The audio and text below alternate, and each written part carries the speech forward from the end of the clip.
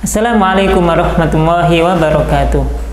Alhamdulillah wassalatu wassalamu ala rasulillah Muhammad wa mawala. Amma ba'du.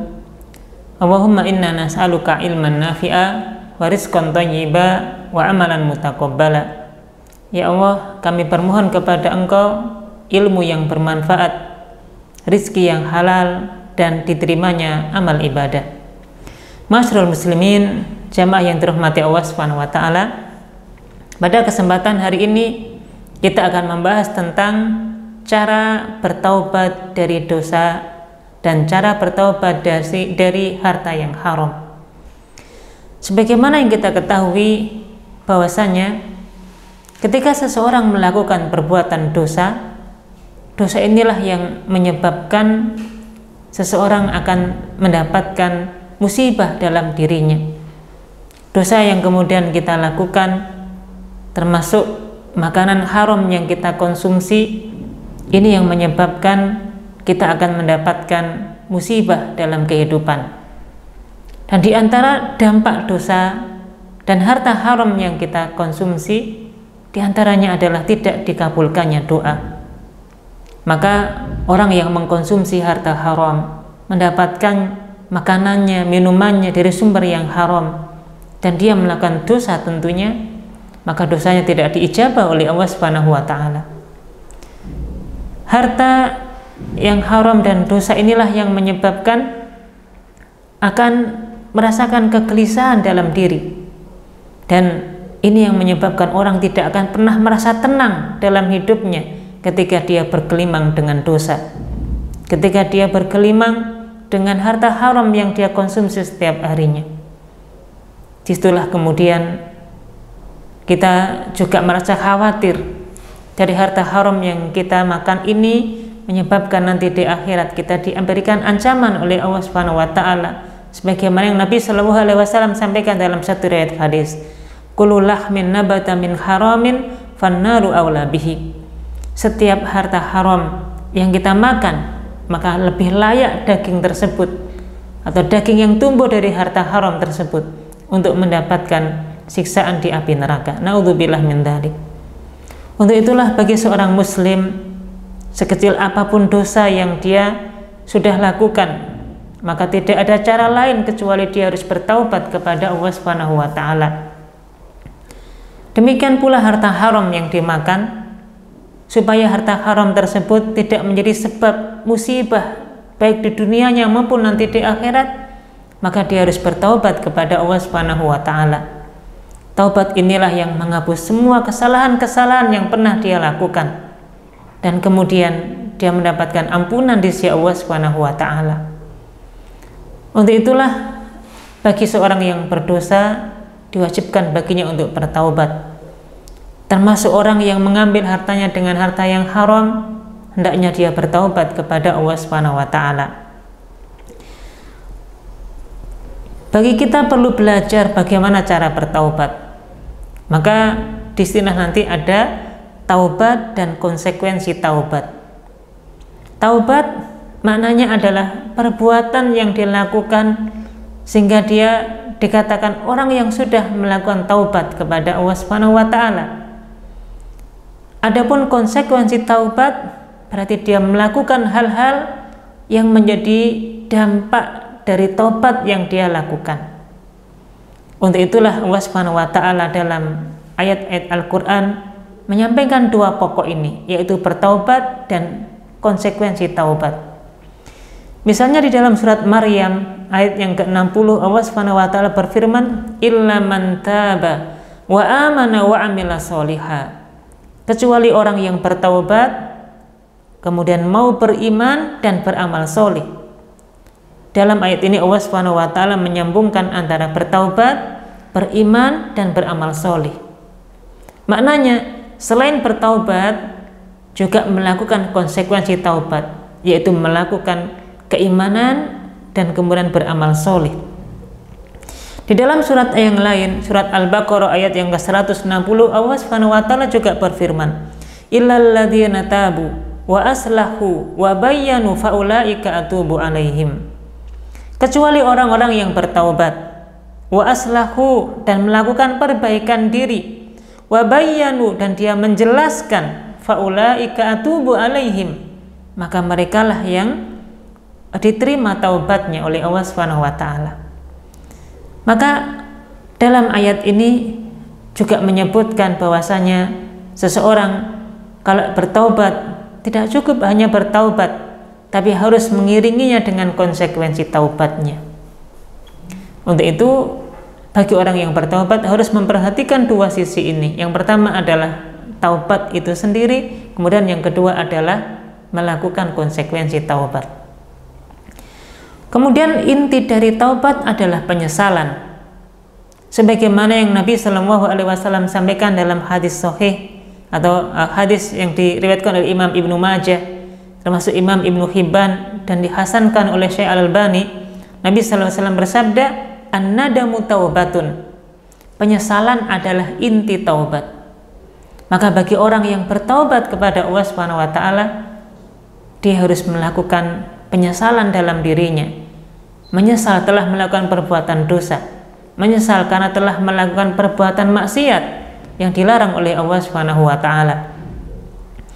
Untuk itulah ma'asyiral muslimin, kita dalam bertaubat yang pertama harus melakukan perbuatan taubat itu sendiri. Di antaranya kita dikatakan melakukan taubat ketika kita meninggalkan semua larangan-larangan Allah Subhanahu wa taala, ketika kita meninggalkan semua perbuatan dosa. Bagi orang yang dahulu pernah melakukan perbuatan dosa, misalnya minum khamar, atau mungkin berjudi, atau mungkin maksiat yang lainnya, maka ketika dia bertaubat, dia harus meninggalkan semua perbuatan haram itu. Dia tinggalkan perjudiannya, dia tinggalkan minum khamrnya tadi, dia tinggalkan perbuatan dosa-dosa yang dia kerjakan. Itu bukti bahwa dia sudah bertaubat kepada Allah Subhanahu wa taala. Kemudian yang kedua, ketika dia meninggalkan semua perbuatan haram itu, tentunya karena keikhlasan kepada Allah Subhanahu wa taala.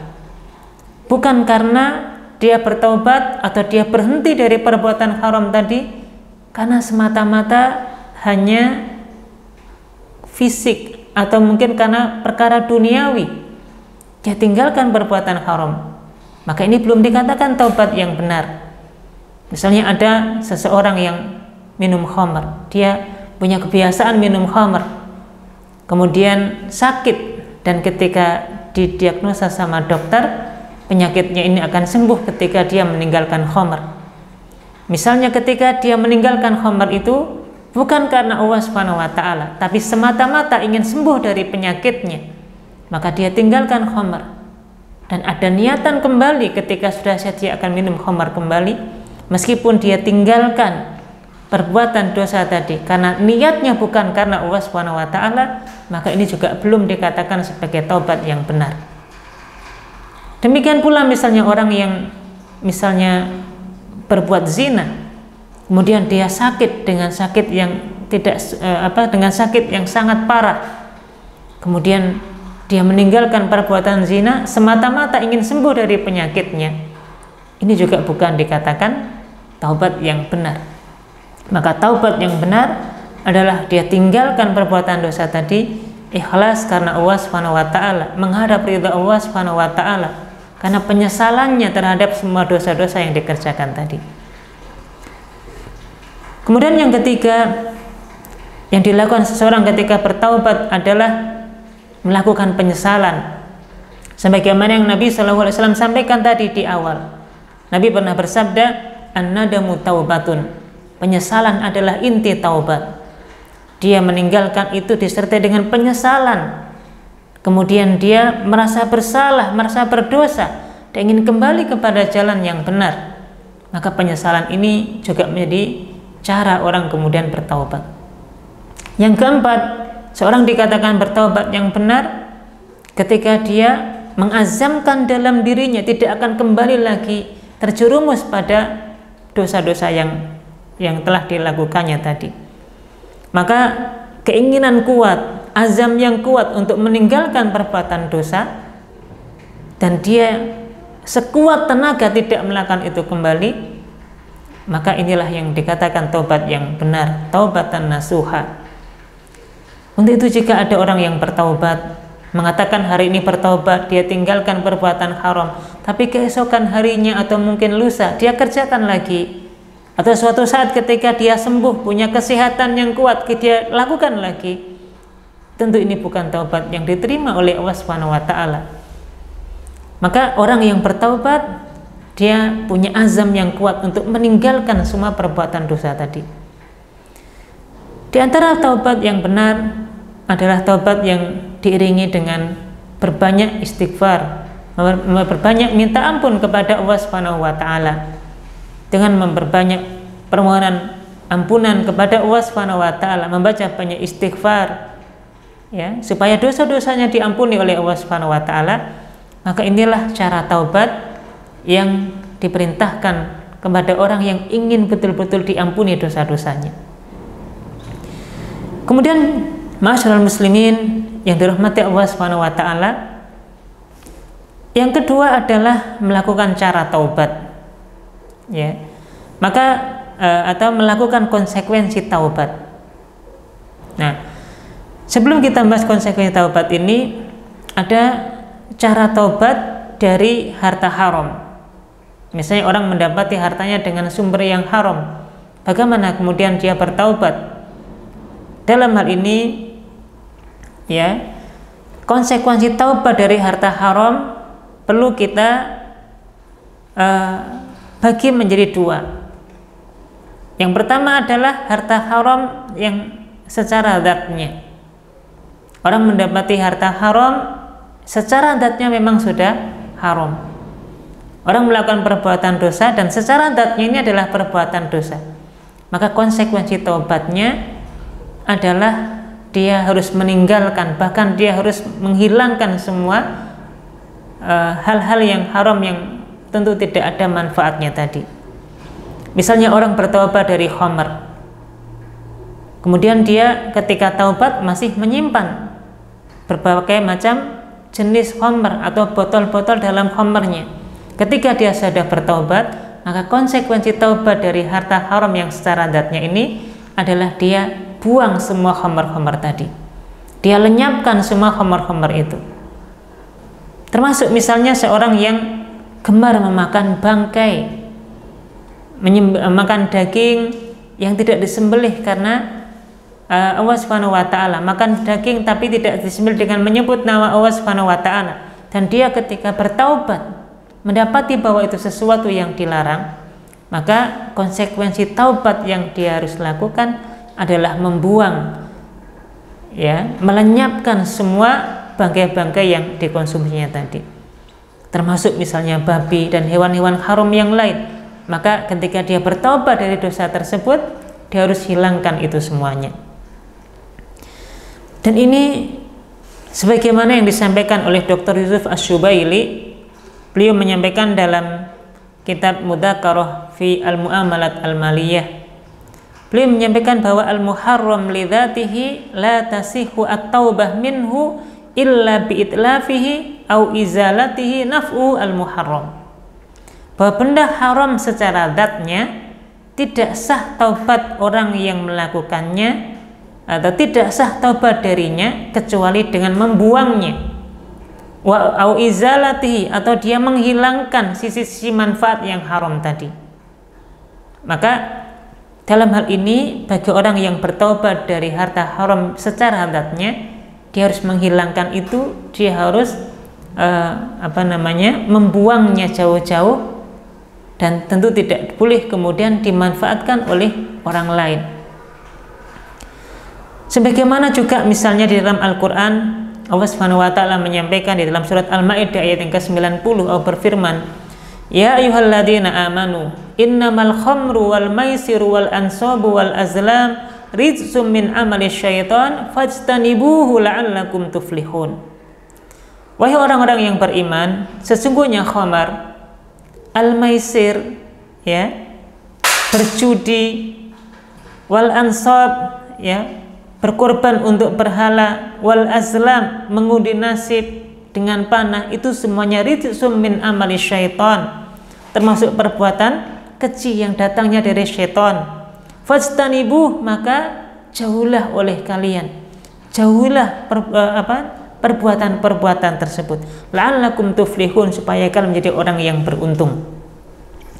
Maka dalam ayat tersebut Allah Subhanahu wa taala memerintahkan kita untuk fajtanibuh, menjauhinya. Untuk itu bagi orang yang bertaubat dari harta haram secara zatnya tadi, Allah perintahkan untuk menjauhinya. Dia buang, kemudian dia hilangkan, dia lenyapkan itu semuanya. Dan tidak boleh kemudian dia berikan kepada orang lain. Ya, misalnya dia sudah bertaubat, kemudian dia berikan kepada orang lain, dan tentu ketika itu misalnya dimanfaatkan sama orang lain, tentu ini juga tidak dibolehkan. Dia bisa meninggalkan, tapi orang lain ketika diberi justru dia akan melakukan perbuatan dosa itu lagi. Untuk itu barang-barang yang secara zatnya memang sudah haram, yang sudah tidak boleh lagi dimanfaatkan, maka tidak boleh kemudian diberikan kepada orang lain, karena ini juga bisa menjadi madharat untuk orang lain. Termasuk misalnya bagi orang yang misalnya pecandu rokok, ya dia tidak bisa lepas dari rokok misalnya. Suatu ketika kemudian dia mendapatkan hidayah dari Allah Subhanahu wa taala, melihat kajian-kajian yang kemudian menerangkan tentang hukum dan bahaya rokok. Kemudian dia bertaubat dari rokok tadi. Dia tinggalkan, kemudian dia bertaubat dan berusaha sekuat tenaga untuk tidak merokok lagi. Dia tinggalkan semua perbuatan yang diharamkan tadi. Dan tentu secara hukum rokok sendiri, sebagaimana kita jumpai dalam perkataan dan pendapat para ahli ilmu, kebanyakan mengatakan bahwa rokok ini hukumnya haram. Tidak boleh kemudian orang menghisap rokok. Nah, ketika orang bertaubat dari perbuatan rokok ini atau menghisap rokok ini, maka konsekuensi taubatnya, ya tentu selain dia melakukan cara taubat, dia melakukan penyesalan, dia tidak mengulang lagi, tidak merokok lagi, ya kemudian dia banyak beristighfar, banyak minta ampun kepada Allah Subhanahu wa taala. Konsekuensi taubatnya adalah dia membuang semua rokok-rokok yang mungkin masih dia simpan.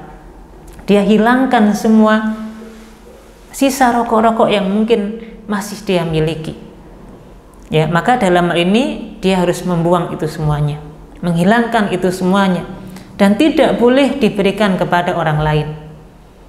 Termasuk tidak dibolehkan kepada orang non-muslim sekalipun.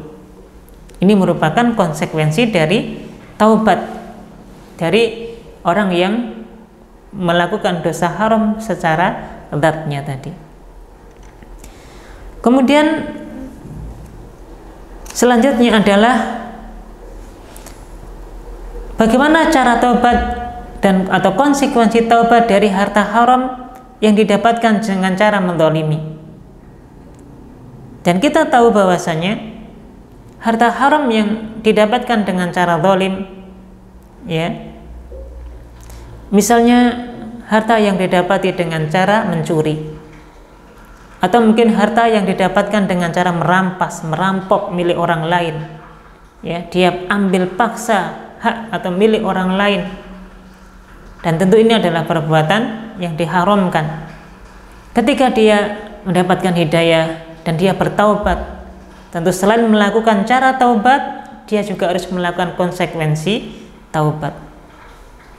Untuk itu bagi orang yang melakukan konsekuensi taubat ketika mendapatkan harta haram dengan cara zalim, yang pertama, jika memungkinkan untuk dia kembalikan kepada pemiliknya, maka dia wajib kembalikan harta tadi kepada pemiliknya.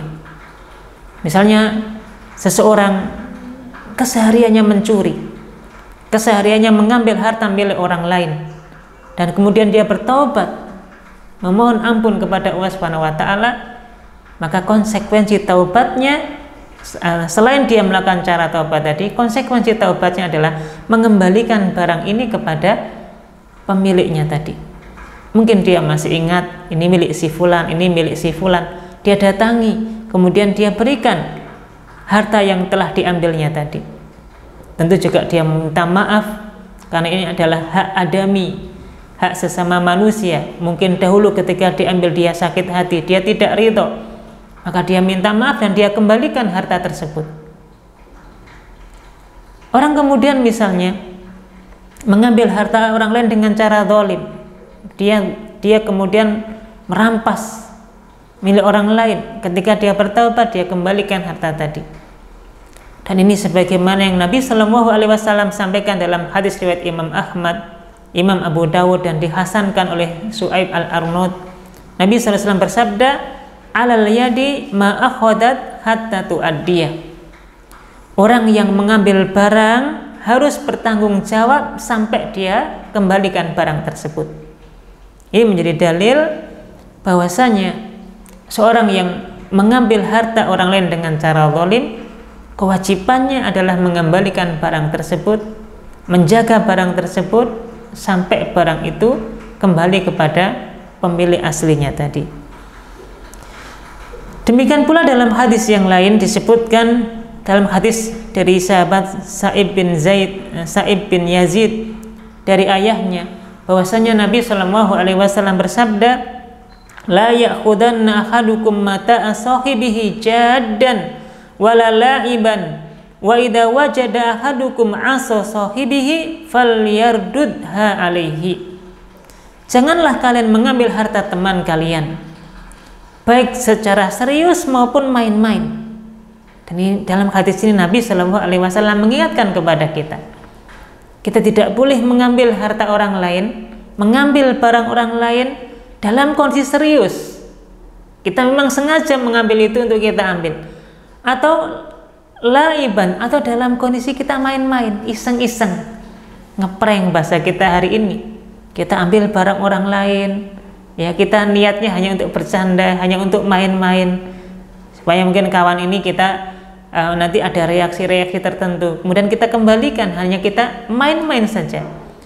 Ya, Nabi SAW melarang perbuatan tersebut.